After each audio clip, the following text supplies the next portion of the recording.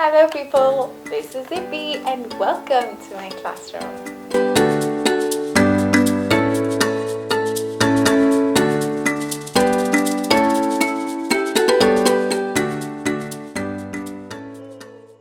Thank you for taking the time to join me today. If you are a first-time viewer, hey, most welcome.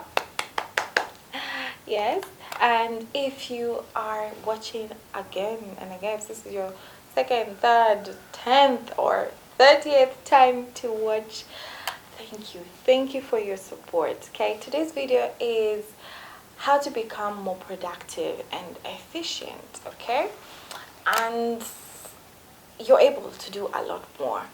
A quote that a previous boss of mine used to use all the time.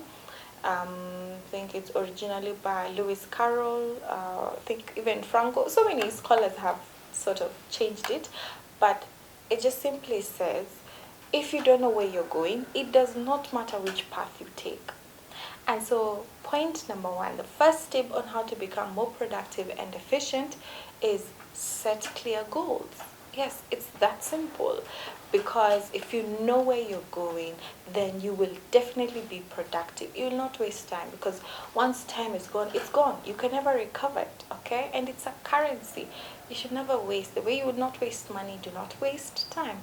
So set clear goals. I don't think I can be more clear than that. I don't need to elaborate. You do know.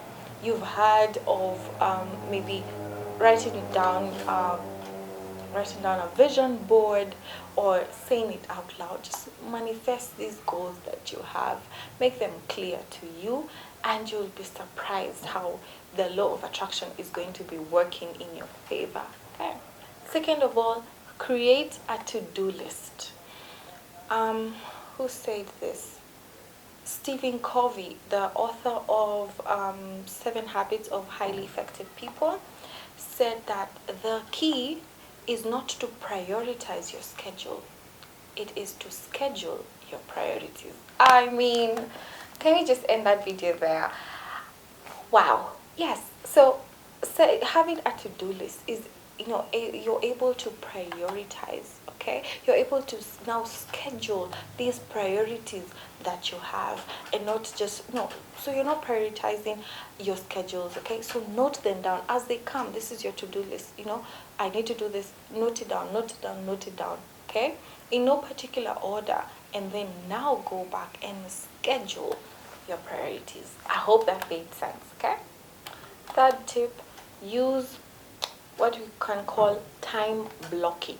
Okay, and when you're time blocking, also schedule personal activities so that you don't burn out. Okay, so time blocking, there are many apps that can help you time block. For a teacher like me, we have a timetable, so at 8 I have this lesson, 9 maybe I have a free lesson here. So what do I do in that free lesson? I have a meeting at this time, and so where you have your classes, you have blocked out that time.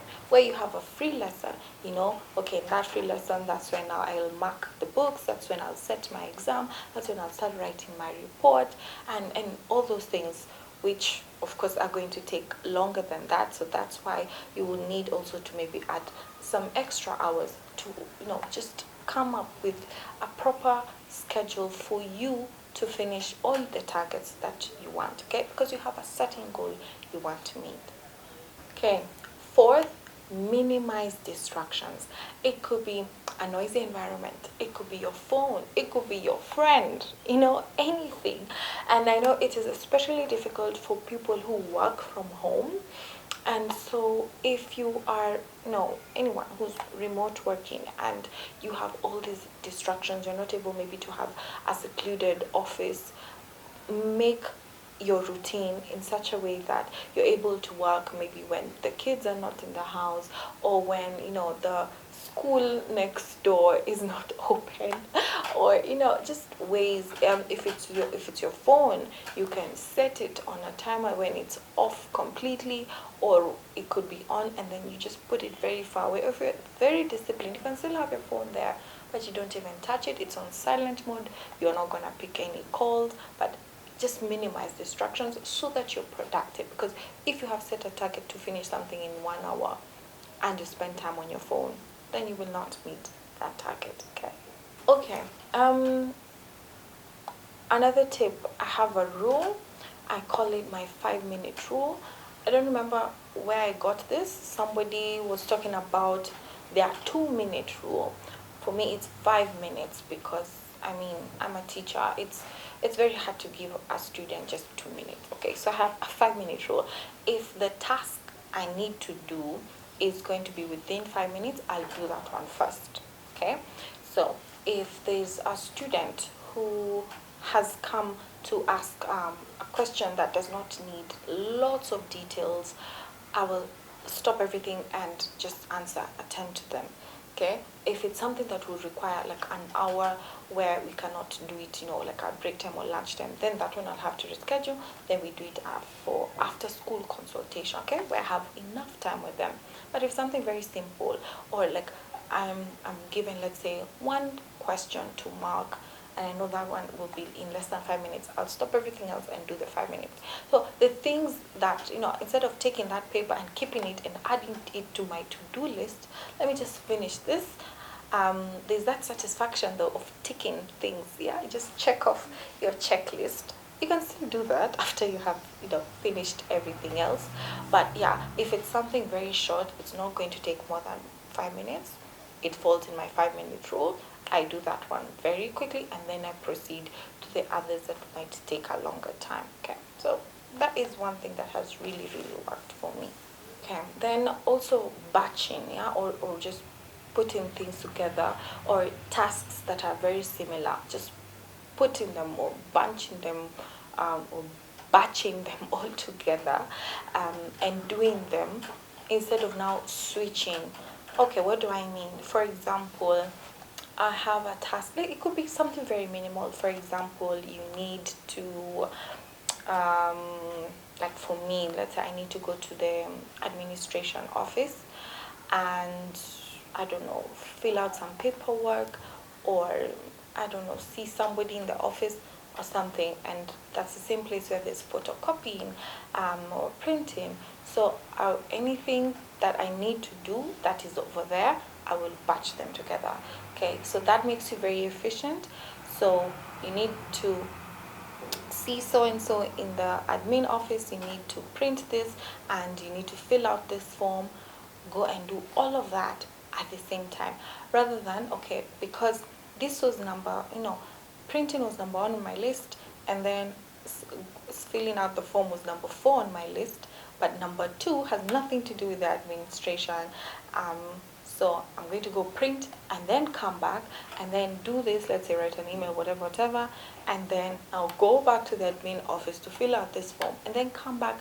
You have wasted so much time. There's no productivity. At the end, something that would have taken you maybe 20 minutes ends up taking a longer time because of the trips that you're making. That's just an example, okay? So you see what tasks you have in your area of work, in maybe whatever it is that you're thinking about. See how you can put similar tasks together and accomplish them at the same time, so that you're not switching. And even your brain, this thing of switching between one task to another is a bit disorienting. Okay, so just put whatever you can at the same time, finish all that, and then move on to the next thing. So another way of taking advantage of momentum is also just taking a step back and taking a break. I know some people have asked me, and if you're watching, it's okay. Yeah, some people have asked me, do you ever take breaks? Imagine I do a lot. The moment you start feeling that, okay, wait, I'm starting to take such a long time to accomplish such a tiny thing, then I'm probably fatigued. Okay, so take a step back. Take that regular break. Okay, if you know for you can work for 2 hours straight without a break, good for you. For others, even 3 hours. But for some people, it could be 40 minutes and they need a break. So see what works for you and take those regular breaks, because if you don't, okay, for some people they might need even a power nap, or to go for a tea break or something. And if they don't do that, they end up being less productive. And breaks don't even have to be those short pauses in a day. It could even be like a holiday, vacation time. That will still make you productive. And one of the habits of highly effective people is to sharpen the saw. By sharpening the saw, it could be you just following a hobby, okay, an interest you have, or napping. If you love to sleep like me, just take that nap when you need it. Take a break. Be in touch. This work-life balance. Yeah, maybe the work now, yeah, is a bit overwhelming. So we bring up the life aspect of it. Go out with friends. Read a book. Watch something. Just have a laugh. Whatever it is, take that break. You will need it. It will now make you, once you're done with that break, you will come back feeling rejuvenated, you're energized, you can take up so much work and just do everything in a quicker way, much faster than if you are forcing yourself to finish this task that your body and your mind is, they're just telling you, no, stop, take a pause first. Eighth tip, and you've seen my videos on decluttering and organizing, this helps you become more efficient, is declutter your space. If you have a desk that is full, it's piled up, like for us teachers, you look at someone's desk, it's full of papers all over, textbooks all over, markers, I don't know what. The desk is a mess. Okay, could be even your child or yourself. Just reflect and see. That could be the thing that is hindering you from becoming productive, because you just look at that place and you are demoralized. You do not want to work. You feel everything is cluttered. You feel now even your mind is cluttered, and you need to declutter that space. Organize. It's part of, now you taking a break, take a step back, arrange your space, arrange your life. If it's the entire office, arrange that office, have some order with you, and then you will have more energy to move on. And this is something that has worked a lot, and you don't even have to do it by yourself. You can always ask somebody to help you organize your workspace if you feel like that is not your strength, but you want an organized workspace. So people will say, no, I know where everything is. And then at the end of it all, they're wasting 15 minutes trying to find one particular document. So organize everything, have your files, have your cabinets, have everything set up, and then you'll have enough space for you to work and accomplish your goals in good time. Majority of the time, multitasking is a good thing. However, so many times, multitasking can be a scam. And so my second last tip is to have more single tasking. So what is single tasking? It's literally the opposite of multitasking. Okay, multitasking, you're doing so many things at the same time, which is a gift that many people have, especially ladies. However, you might end up affecting the quality of your work. Okay, if it's those small things that you can do on autopilot, yeah, fine, sure. But if it's something like you're trying to be creative, you're coming up with this masterpiece, okay, you're a content creator, you are drawing, no, you're a painter, you're a sculptor, multitasking might end up affecting the quality of your work, because you can be painting and at the same time you're shining your shoes and you're trying to catch up with a friend. Try and single task, okay? Improve that quality. Put all your effort in it. Like I've said before, be present. When you are present, you're able to focus all your energies on one thing, and then you will realize how far you've elevated yourself. You've elevated your work. You have put in so much effort onto one thing that once you're done, you're satisfied and you say, yeah, that looks good. And then now move on to the next project. If you want to now shine your shoes, go ahead, okay? But single tasking is something that we need to appreciate, okay? It is underrated, and yet it's the one thing that helps us improve the quality of our work, of our products, of our services. On to my last point, a big way to improve your efficiency is through continuous learning. Yes, continuous improvement. If you've been watching my videos, I'm sure you've had this so many times. We never stop learning, okay? The day we stop learning, we stop growing, and you need that. Continue improving yourself, gain new skills, improve on the skills that you have. Just continue sharpening yourself, okay? Otherwise, you're going to become redundant, you're going to become irrelevant, and you see people who keep reinventing themselves, just because we need to keep up with the times. We are in a different era, things keep changing. We cannot remain in the same state of mind and say this is how this is what I know, I cannot learn anything else. No, keep learning, improve yourself, learn a technique. Okay, it could be the simplest of the simplest things. You've been maybe styling your hair the same way, learn a different technique, try something new. um, get an app that might make your work easier. Just never stop learning, okay? As human beings, we cannot afford to let ourselves go, okay? So the mind really needs to be fed and to be nurtured, and this will only be through continuous learning, training, development, and so on. So if you are a manager somewhere, you're a CEO or director, keep offering opportunities to your staff to keep learning, okay? Keep teaching them the different skills, even as yourself. Don't be the boss and say, no, things are done a certain way. Keep learning. You never know. The next thing you try out might be the best, okay? Might be the best technique. So yeah, if you've sat throughout this entire episode, thank you so much. I truly appreciate you so very much. Please recommend this to a friend.